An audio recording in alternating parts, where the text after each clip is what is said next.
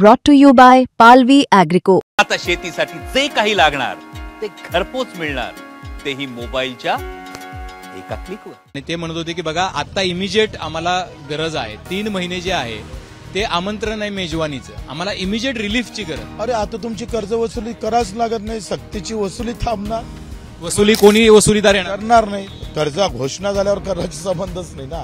काही वेळेला बँका काय करतात की तुमच्या खात्यावरती कुठले पैसे जमा झाले तर ते लगेच कापून घेतात, अशा पण गोष्टी. त्याच्याबाबत आहे परिपत्रक निघाला, हे चुकीचं आहे. एखादा मॅनेजर असा वागत असेल तर त्याच्या कानपडीत मारा मी पहिले जाईल.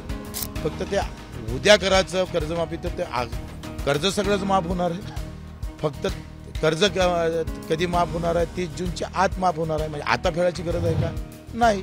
मुख्यमंत्र्यांशी चर्चा करून बच्चू कडू बाहेर आले. भाऊ काय चर्चा झाली? आता 26 जून 30 जून 2026ला ही पर्यंत सगळी कर्जमाफी होईल, कर्जमुक्ती होईल. आता हीच तारीख घ्यासाठी आमची लढाई सुरू होती. मी तुम्हाला माहिती आहे रायगडला 3 दिवस बसलोय, 7 दिवस मोजरीला अन्न त्या पाण्यावर राहिलोय, नंतर 150 किलोमीटर फिरलोय. आता 3 महिन्यापासून महाराष्ट्रात फिरतो आहे. आम्ही तारीखसाठीच बोलत होतो की आम्हाला तारीख सांगा, कारण माझ्या शेतकऱ्यावर हे कर्जाचं बर्डन आहे. त्याला दुसऱ्या इकडून काही कर्ज येत नाही, कसं फेडावं, कारण पीक सगळं गेलेलं आहे. आणि आता ते कर्ज फेडणार तरी कुठून? दुसरा मार्ग नाही आहे. रमी खेळून तर फेडू शकत नाही. त्याच्यामुळं एकदा घोषणा होणं गरजेचं होतं आणि ती घोषणा झालीच. फक्त ते उद्या करायचं कर्जमाफी तर ते कर्ज सगळंच माफ होणार आहे. फक्त कर्ज कधी माफ होणार आहे? 30 जूनच्या आत माफ होणार आहे. म्हणजे आता फेडायची गरज आहे का? नाही. आता कसं आहे की ज्या ज्याला कर्जमाफी झाली त्या त्याला सरकारनं काही वेळेला काही अटी शर्ती टाकलेल्या आहेत. म्हणजे 2 हेक्टर, 3 हेक्टर, 1 हेक्टर काहीतरी अटी शर्ती असतात, किंवा 1 लाखपर्यंत, 2 लाखपर्यंत. तर त्याबद्दल काही विस्तृत चर्चा आपली झाली? कसं आहे, आता या सगळ्या संदर्भात पूर्ण त्यांची समिती आहे, परदेशी सगळ्या गोष्टी समोर आणेल. तो प्रस्ताव आमच्या समोर येईल. ते जर आम्हाला व्यवस्थित वाटलं नाही तर पुन्हा लढाई उभी करू, काही विषय नाही. ही अंतिम चर्चा नाही, अजून प्रस्ताव समोर येणार आहे. नाही, कर्जमाफी होणार हे पक्क झालं.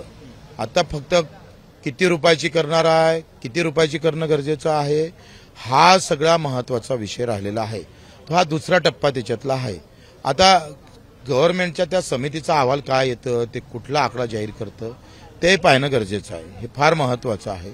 आता मला असं वाटतं का आतापर्यंत 3 लाखापर्यंत कर्जमाफी बऱ्याच मागच्या कर्जमाफीमध्ये केली.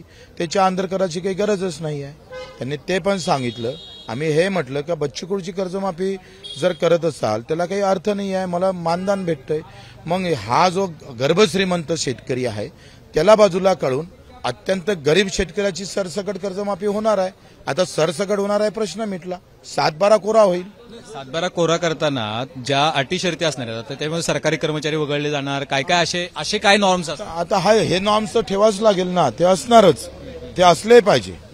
तुम्ही सांगा, मुंबईच्या 1 किलोमीटर अंतर परिसरावर माझी शेती आहे आणि ते संख्या त्याची एका एकराची जर 5 कोटी, 10 कोटी, 15 कोटी असेल, त्याला कर्जमाफी देणार का तुम्ही? तुम्हाला वाटतं का ती दिली पाहिजे? आता आम्ही मुंबई तक वरती शेतकरी ते लाईव्ह बघतात, कारण आम्ही तिकडे पण लाईव्ह करत होतो. आणि ते म्हणत होते की बघा आता इमिजिएट आम्हाला गरज आहे, 3 महिने जे आहे ते आमंत्रण आहे मेजवानीचं, आम्हाला इमिजिएट रिलीफची गरज. अरे आता तुमची कर्ज वसुली कराच लागत नाही, सक्तीची वसुली थांबणार, वसुली कोणी वसुलीदार येणार करणार नाही. कर्ज घोषणा झाल्यावर करायचा संबंधच नाही ना. काही वेळेला बँका काय करतात की तुमच्या खात्यावरती कुठले पैसे जमा झाले तर ते लगेच कापून घेतात, अशा पण गोष्टी. त्याच्याबाबत आहे परिपत्रक निघाला, हे चुकीचं आहे. एखादा मॅनेजर असा वागत असेल तर त्याच्या कानपडीत मारा मी पहिले जाईल. भाऊ, आता मुद्दा असा आहे की आता तुम्ही आंदोलक तिकडे बसलेले आहेत नागपूरमध्ये, त्यांना काय तुम्हाला सांगायचं? त्यांना सांगायचं आता तारीख भेटलेली आहे. काय होतंय, सगळं ठरत होतंय पण तारीखच ठरवत नव्हती. स्थळ ठरलं, सगळं ठरलं, पण त्या लग्नाचं आमंत्रण कोणत्या तारखेला आहे तेच सरकार सांगत नव्हतंय. आता ते तारीख आम्ही घेतली. एवढा मोठा 30-35 हजार कोटीची कर्जमाफीच्या आंदोलनाला, त्या सगळ्या गोष्टीला होकार दिला, ही काही लहान गोष्ट नाही आहे ना. आता तुम्ही नागपूरला रवाना होताय, तिथं जाऊन आंदोलन संपवणार का इथून घोषणा करणार? आता घोषणा इथं झालीच, तुम्ही तर करूनच घेतली, आता वेगळी काय घोषणा करायचं? आता तिथे शेतकरी बसलेले आहेत, त्यांनी घरी जावं की फार मानेल, त्यांचे गळा भेट मी घेणार. त्या कार्य हे त्यांचं जरी यावं, आम्ही तर नाम मात्र राहो.